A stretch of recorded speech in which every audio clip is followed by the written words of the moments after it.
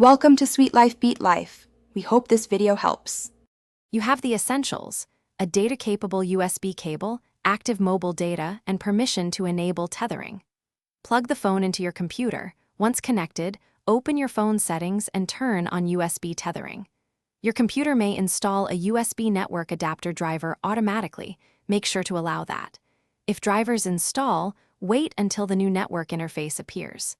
This first step attaches your phone as a modem. You're now ready to configure the computer side so the connection routes correctly. Once the USB adapter appears on your computer, open your network or Ethernet settings to inspect it. You can leave it on DHCP for simplicity, but if the phone assigns no address, set a simple static IP in the same range as the phone's tethering subnet, example 192, 168, 42, 10, and DNS 8.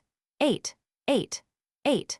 Make sure Wi-Fi or VPNs aren't forcing traffic elsewhere. Adjust adapter priority or interface metrics so the USB adapter is preferred. You're almost done. Verify connectivity by loading a web page or running a quick ping to 8.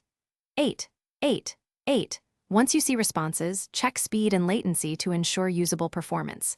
Make sure background updates or cloud syncs are paused to avoid burning data. If things go wrong, try the one-key troubleshooting move. Toggle USB tethering off and on, unplug and replug the cable, and restart the phone. If the PC still fails to see the adapter, reinstall the USB network driver and repeat the check.